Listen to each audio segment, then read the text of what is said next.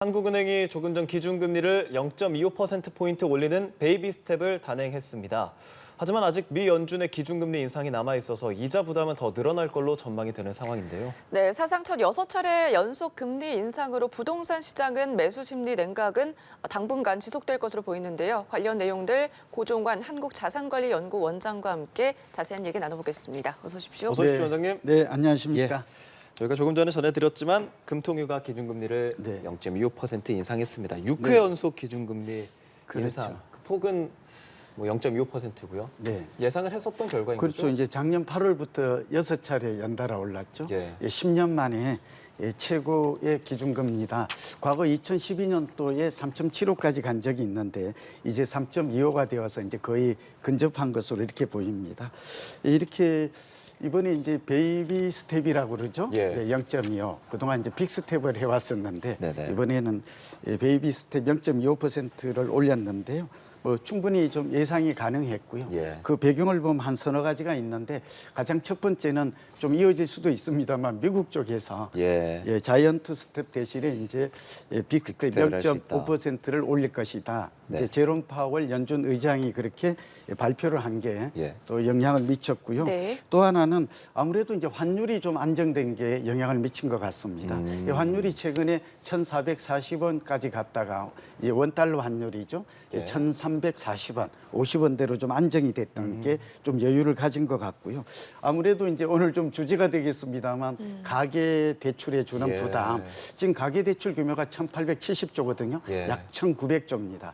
여기에 사업자 대출까지 하면 2,100조에 이르고 있거든요. 그래서 이러한 가계 대출 부담 그리고 무엇보다도 이제 금리를 올리게 되면 경기 침체가 좀 더 강화되잖아요. 예. 네. 악화되니까 이런 여러 가지를 좀 고려해서 속도 조절에 나선 게 아닌가 보여지고 이창용 한국은행 총재도 인상 속도가 너무 좀 빨랐다. 금융시장 최근에 채권 시장이 특히 레고랜드 사태 같은 것에 의해서 굉장히 좀 불안하잖아요. 예. 이런 걸 좀 종합적으로 감안한 결정이 아닐까 판단됩니다. 네. 0.25%포인트 올린 것에 대한 분석을 좀 내놔주셨고요. 네. 사실 이 기준금리가 조금 전에 말씀해 주셨지만 미국과의 연관성을 빼놓을 수 없잖아요. 그렇죠. 지금 미국은 12월에 또 한 번 연준의 결정이 남아 있습니다. 네. 그때 0.75%포인트를 올릴 것이냐, 0.5%포인트를 올릴 것이냐, 다양한 관측이 나오고 있는데 설왕설래가 있었죠. 어떻게 예상하고 네, 계세요? 그런데 이제 오늘 다행히 좀 긍정적인 그런 뉴스나 이 발표가 좀 나왔습니다. 미국 연준도 아마 이제 우리나라 같으면 금융통화위원회 같은 FOMC, 시장조위원회 이런 데도 좀 여러 가지 논의를 한 끝에 지금 세 가지 결론이 난 것 같습니다. 하나는 그동안 너무 많이 금리를 네 차례 이렇게 비슷하게 올렸는데 그러다 보니까 이제 여러 가지 경제나 물가에 주는 그런 충격, 영향력이 어떻게 되나 이 부분에 대한 검증이 좀 필요한 것 같아요. 평가가 그런 걸 좀 보자는 의원들이 이제 매파와 비둘기파가 있잖아요. 그러다 보니까 좀 비둘기파의 그 의견이 다소 조금 절반을 넘은 것으로 이렇게 보여지고요. 그리고 이제 두 번째는 이제 물가 상승 압력이 조금 낮아지니까 이제 그런 점들도 좀 감안을 하지 않았나. 무엇보다도 이제 미국의 경기 침체 조짐이 보이니까 네. 이런 거에 따른 속도 조절이 좀 나온 거다라고 좀 보여지고요. 여기 이제 FOMC 의사록 기록을 보면 이제 금리 이렇게 충분히 올렸다. 이제 이 물가 상승률을 보고 다시 좀 결정하겠다. 이런 의견이 좀 많아서 네. 이번에 자이언트 스텝 대신에 이제 빅 스텝을 밟을 것이다. 이런 0.5% 의견이 예. 0.5%. 네. 그런 의견이 아주 유력하게 나온 게 이로 인해서 어제 나스닥도 그래서 올랐어요. 네. 우리 주식 시장도 이에 따른 반응이 나타나서 지금 오르고 있는 것으로 분석이 됩니다. 네, 0.25% 금리 인상을 했는데 한국과 미국의 금리 차를 줄이기 위해서 빅스텝을 단행해야 된다 이런 여론도 있었고요. 네. 앞서도 말씀해 주셨지만 물가가 내년에 1분기까지 5%를 유지할 수도 있기 때문에 네. 과감한 금리 인상을 해야 됐다 이런 여론도 있었거든요. 네, 그게 이제 좀 전에 미국 같으면 이제 매파, 비둘기파 그런 것들이고요. 예. 지금 금리 차이가 금리 역전이라고 그러죠. 예. 이게 조금 이게 쉽지는 않습니다. 어쨌든 우리는 3.25가 되었고 미국 같은 경우에는 이제 거의 4% 이렇게 되면 이게 이제 그 1%에서 1.25%까지 1% 이렇게 벌어지게 되는 거잖아요. 네. 예, 그렇게 되면 금리 차로 인해서 두 가지 문제가 발생합니다. 하나는 환율이 좀 올라갈 수 있어요. 원화 약세 현상이. 그렇게 되면 외화라든지 또 외국 투자 자본이 좀 빠져나갈 수 있는 그런 문제가 좀 예상이 되고요. 두 번째는 환율이 오르게 되면 아무래도 우리나라 물가 상승 압력이 높아지고 네. 또 그렇게 되면 결국은 경기 침체에도 좀 악영향을 미치게 되죠. 예, 이런 것들 때문에 사실 그런데 과거에 보면 금리 격차가 1.5%까지 벌어졌던 때가 있거든요. 예, 그런 면에서 이번에 한국은행은 앞서 잠깐 설명드린 대로 금리의 역전, 금리 격차가 커짐에도 불구하고 우리 이번에 환율이 안정된 점, 우리 경기에 미치는 영향, 특히 이어지겠습니다만 가계부채, 부동산 대출 그런 이자 부담의 이런 영향들을 종합적으로 고려한 결정이 아닌가 보여집니다. 예. 지금 6차례 연속 금리를 올리게 됐잖아요. 네. 주택 대출 받으신 분들, 신용 대출 갖고 계신 분들 오늘 뉴스 보시면서 0.25%포인트라고 하더라도 또 이자가 오르나 이런 걱정 많이 하실 것 같거든요. 현재 네. 대출 금리는 어느 정도입니까? 네, 지금 이게 상단과 하단이 우리가 대출금리라 그러면 세 가지 종류가 있잖아요.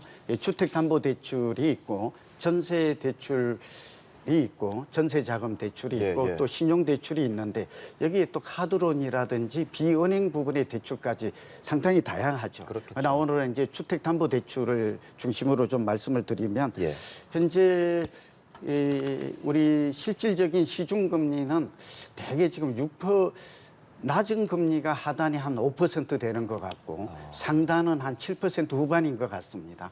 그런데 이번 금리 인상으로 인해서 상단이 8%를 넘어갈 것이다. 또 하나는 내년 1, 4분기가 되면 9%까지 또 10% 얘기도 나오고 있거든요.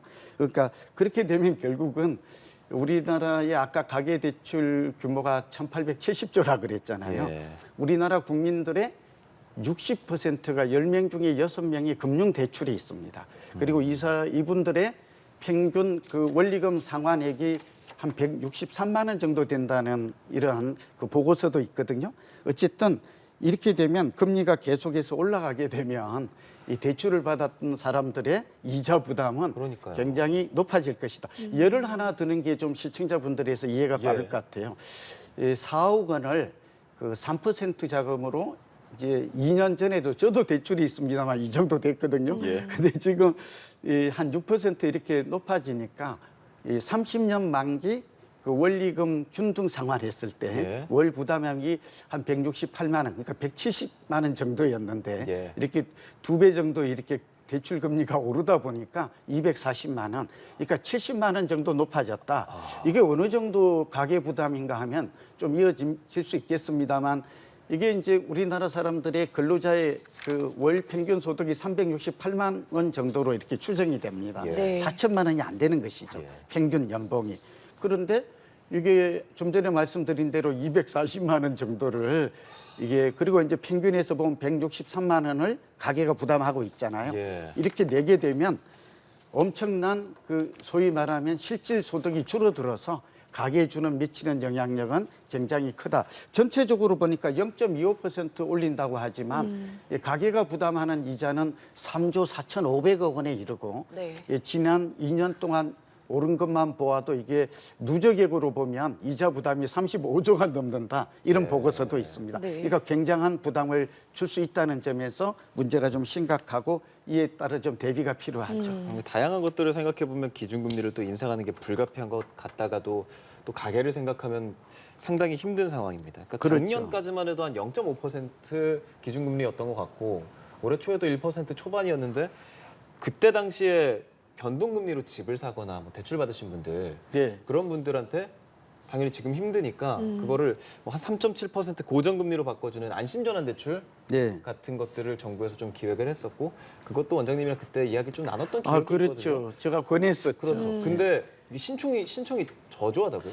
네, 이게 뭐 25조인가 했는데 뭐 4조밖에 신청자가 안 된답니다. 그때 당시에 저희가 막 신청 25조 넘어가면 어떻게 해야 되냐 뭐 이런 얘기도 나눴었는데. 그렇죠. 이게 더 늘려야 되는가 확충해야 되는 게 아닌가 그러니까요. 이런 얘기도 있었는데 근데 그때도 사실은 우리도 또 좀 예상을 했었잖아요. 이게 좀 조건이 좀 까다롭다고. 그게 뭐냐 그러면 3.8에서 4% 청년들에 대해서는 저소득 청년에 대해서는 3.7 그러니까 3.8에서 4%인데 그래서 상당히 지금 금리로 보면 정책 금리이기 때문에 금리 수준은 좋아요. 그런데 두 가지 맹점이 있는 것 같습니다. 하나는 이게 주택 가격이 상한선이 6억 원이었거든요. 6억 원. 네, 근데 서울의 한 채당 가격이 지금 현재 10억 5천 정도 되지 않습니까? 그러니까 서울이나 경기도도 보면 6억 정도 되는데 이걸 해당하는 자가 그렇게 많지 않을 거다. 네. 대상이 그리고 이제 부부 합산 연소득이 1억 원이었거든요. 근데 저것도 조금 좀 늘릴 필요가 있었다. 대출 한도도 3억 6천 정도로 불과했어요. 그러다 보니까 이제 실적이 좀 저조했고 네. 특히 만기가 좀 짧아서 만기 상환에 따른 원리금 부담액이 좀 크다는 이런 몇 가지 단점이 좀 있었죠. 그래서 정부도 이걸 지금 개선안을 내놓았는데 이걸 한 9억 정도로 옮기겠대요. 아직 확정된 건 아닙니다. 그래서 9억 정도로 좀 옮기고 올리고 가격도 그다음에 5억 정도까지 대출을 좀 늘려주겠다. 그렇게 되면 안심전환 대출에 여기에 따른 수요자라든지 또 신청자가 혜택을 받는 사람이 좀 늘어나지 않을까 그렇게 봅니다. 네. 여기서 또 한 가지 금리 상한 주담대가 있어요. 이 좀 고민하는 분들이 많을 텐데, 그러니까 금리가 연 0.75% 연간 그리고 5년 동안 2%를 못 올리게 하는 금리 상한제 주담대 제도가 있거든요. 차라리 이런 제도도 이 제도가 지금 현재 해당이 안 되는 분들은 그런 제도도 좀 활용하면 어떨까 하는 생각입니다. 네. 금리 인상이 됐기 때문에 당분간 이제 부동산 매수 심리도 냉각이 될 수밖에 없다 이런 전망이 나오고 있는 가운데서 아무래도 걱정이 되는 건 영끌족인 것 같습니다. 이 영끌족이 금리 인상이 계속되니까 2012년에 뭐 하우스푸어 사태로 가지 않을까 그런 우려 섞인 목소리고 나오고 있거든요. 네. 그러다 보니까 아무래도 DSR 규제에 대해서도 관심이 모아지고 있습니다. 이것을 완화를 해야 될지 아니면 규제를 더 강화해야 될지 원장님의 견해 어떻습니까? 이 DSR 총부채 원리금 상환 비율이라고 하죠. 네. 이거 굉장히 뜨거운 감자예요. 예. 왜 그런가 하면 저도 사실 금융위 좀 회의에 가서 이 말씀을 좀 드렸는데 네. 현재 대출 규제는 좀 풀렸잖아요. 정부가 금융위에서 얼마 전에 두 가지가 풀렸죠. 15억 원 초과하는 주택에 대해서도 이제 대출이 주담대 대출이 가능하도록 한 점. 그다음에 우리가 이제 신규 분양을 받았을 때 9억 원을 초과하는 곳에 대해서는 중도금 대출이 안 됐거든요. 네. 이걸 12억 원으로 늘린 점. 그리고 이제 LTV를 뭐 50%로 완화한 이런 점들은 잘한 조치로 보입니다. 그리고 이제 실수요자들을 위해서 추가로 또 나온 제도도 뭐 청년들에 대해서는 있는데 이런 제도를 한 것은 그나마 대출의 문턱을 낮추고 숨통을 틔워줬다는 점에서는 다소 긍정적입니다. 네. 그러나 아직은 그 효과가 좀 나타나고 있지 않은 게 이게 DSR 문제고요. DSR이 있기 때문에 이게 40%로 묶여 있거든요. 그러니까 실제로 15억 초과 대출이나 9억 원을 넘는 12억까지 중도금 대출이 허용이 되어도 실제 은행에 가면 거의 거절됩니다. 네. 그 이유가 자기의 소득이 늘어나지 않았기 때문에 그리고 1억 원 이상의 초과 이 대출이 있는 사람에 대해서 이게 해당이 되거든요. 네. 그러니까 총 부채를 다 잡다 보니까 월급은 오르지 않았는데 대출 규모가 늘어날 수가 없어요. 더군다나 주담대를 한 번이라도 받은 분들은 신용평가 점수가 900점을 넘는다 하더라도 지금 안 된다는 그런 기사가 나오고 있거든요. 저는 금융위의 입장도 이해합니다. 뭐냐면 가계부채가 천문학적으로 늘어나고 이것들이 결국은 우리 경제의 내관이 되고 있기 때문에 또 조절할 필요도 있고 두 번째는 마구잡이로 이제 주택을 또 사게 되면 네. 지금 주택 경기가 빠지고 있는데 주택을 산다면 또 다른 자산 관리의 문제가 발생할 수도 있거든요. 네. 나 저는 개인적으로는 꼭 필요한 1주택자, 실수요자, 특히 우리 MZ세대로 하는 젊은 층에 대해서는 한 50% 정도로는 완화해줘도 되지 네. 않을까 네. 보고 있습니다. 하지만 지금 금리 인상이 내년 상반기까지는 계속 될 거다 이런 전망도 나오고 있기 때문에 지금 영끌족, 그러니까 영혼까지 끌어서 집을 산 사람에게는 이것을 계속 유지를 해야 되는 게 맞는지 버려야 되는지 고민일 것 같거든요. 네, 우선 이 부분과 관련해서 좀 전에도 설명을 좀 미리 드렸습니다만 예. 가장 지금 힘든 사람들이 누구냐 그러면 작년에 집을 네. 샀던 20, 30대입니다. 이 예. 비중이 굉장히 높습니다. 이게 얼마나 높은가 하면 34%에 이른다는 그런 통계도 있거든요. 네. 근데 이분들이 지금 갑자기 금리가 이분들은 황당해요. 왜냐하면 최악의 상황이라고 그러는데 집을 샀더니 1년 만에 집값이 20, 30% 폭락을 하고 있고 실제로 서울에 지금 20, 30% 떨어지는 네. 가장 많이 샀던 지역이 노도강이었잖아요. 노원, 도봉, 강북근데 그랬죠. 이 지역의 집값 하락폭이 심각해요. 네. 그리고 강남에 이제 잠실도 심각하고 목동 지역도 많이 내렸지만 이런 점에서 보면 이분들의 금리 인상에 따른 타격이 그러니까 집값 내리고 금리 부담 늘어나니까 굉장히 어려운 상황에 좀 처해 있다고 볼 수 있고요. 저는 개인적으로는 그러니까 젊은 층과 무주택자에 대해서는 영국이나 독일과 같은 선진국의 제도를 좀 도입해서 정부가 이걸 좀 검토하고는 있어요. 예. 무슨 얘기냐 그러면 정책 모기지론이라고 그래서 네. 80%까지 우리도 이런 제도 개선안이 나왔습니다만 집값의 80%까지는 장기 저리에 그러니까 3% 이하의 저리 자금으로 우리나라 같으면 주택도시기금 같은 것들을 이용해서 대출을 해준다든지 또 하나는 전세 대출, 그러니까 젊은 층에 대한 전세 대출 같은 경우에는 정책 금리로 3% 금리로 이렇게 일원화하는 것들이 이 우리 청년층에 대한 지금의 여러 가지 금리 인상에 따른 타격이나 공포나 또 이분들의 주거비 부담을 줄여주는 실질적인 대책이 되지 않을까 보고 있습니다. 예, 정책적인 부분 좀 얘기해 주셨는데 네. 네. 정부가 내년 부동산 공시가격을 수정하고 좀 보완하는 내용을 발표했단 말이죠. 네. 동결이 아니라 하향한다고요? 어떤 효과를 기대하는 걸까요? 공시가격을 내리는 걸로 했죠. 예. 네, 어제 발표를 했는데요. 국토부가 했습니다. 네. 이 얘기는 이제 두 가지인데 공시가격이 주는 게 주로 보유세와 우리 건강보험료 이런 데 영향을 주거든요. 그래서 저는 뭐 결론부터 말씀드리면 잘한 조치로 보여집니다. 이 종부세에 지금 부가 통지가 나갔는데 이번에 거의 뭐 120만 명이 넘잖아요. 예. 작년보다 30만 명이 갑자기 대상이 늘었어요.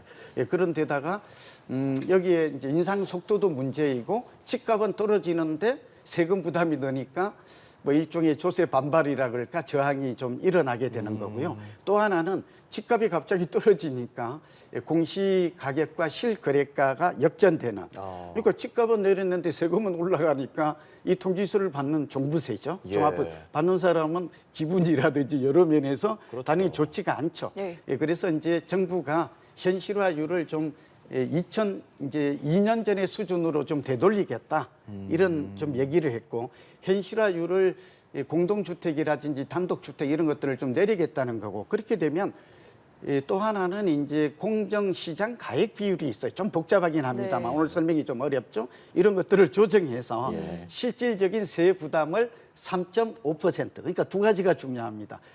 2년 전의 수준으로 내리겠다. 예. 두 번째는 내년에는 3.5% 정도 올해보다는 종부세라든지 재산세 부담이 낮아진다. 네. 그런 면에서는 좀 긍정적이고 또 하나는 이제 정부 여당 같은 경우에는 현재 11억인데 공시가격 기준을 이거 12억 원으로 올린다든지 1주택자 실소유자에 대해서는 50% 감면한다든지 장기 보유 노령층에 대해서는 감면하는 네. 이러한 제도를 두는 것은 저는 국민들의 세 부담이라든지 이런 면에서는 바람직하다. 세 부담을 완화해 주는 것은 다만 저는 폐지는 바람직하지 않다라고 보고 있고요. 네. 제도 개선은 좀 필요해 보입니다. 원장님 많은 말씀해 주셨는데요. 제가 시청자들께서 많이 궁금해하실 것 좀 대신해서 여쭤보겠습니다. 네. 부동산 시장 하락 언제까지 이어지겠습니까? 네, 여기에 대해서는 이제 뭐 사실은 부동산 경기 전망을 예측하는 것은 어렵지 않습니다. 네. 금리가 가장 큰 영향, 40 내지 50% 영향을 주고요. 우리나라 같은 경우는 이제 규제 정책이 많았잖아요. 이 정책을 어떻게 푸는가. 세 번째는 우리나라 경제가 얼마나 경기가 회복되느냐에 달려 있는데 결론만 말씀드리면 세 가지 시나리오가 있는 것 같습니다. 세 저 가지요. 같은 연구자나 첫 번째는 지금 내년에 상반기에 미국이 금리 인상을 마무리하고 바로 하락으로 가지 않지만 경제가 다소 좀 회복이 된다면 내년까지 정도는 금리 인상의 여파로 인해서 부동산 가격은 하락할 것 같습니다. 얼마나 하락할까는 이제 좀 경기나 금리 인상 이런 거에 따라 좀 달라질 수가 있겠죠. 네. 그리고 지금 이 경기 사이클 측면도 있지만 거품이 빠지고 있다. 집값 거품이 빠지고 있다는 점도 또 우리 시청자분들이 이해했으면 좋겠어요. 네. 그래서 집값 거품의 정도를 전국적으로는 20-30%, 예. 서울이나 강남은 한 30 내지 40%의 고점에서 볼 때 거품이 쌓였다고 보는 보고서가 꽤 많아요. 네. 그러니까 제가 보면 이제 세 가지 중에 다시 좀 정리를 하면 가장 좀 이상적이고 좀 낙관적인 시나리오는 한 내년 정도까지는 집값이 내릴 가능성이 많죠. 그렇게 본다면 이제 지금 집을 살려고 하는 분들은 적어도 내년 상반기, 하반기까지의 부동산 시장 흐름 얼마나 많이 빠지는지를 네. 좀 지켜볼 필요가 있다. 두 번째는 조금 중기설인데 지금 금리 인상의 쇼크가 한 1년에서 3년 정도 간다는 보고서가 있어요. 네. 예, 그렇게 보면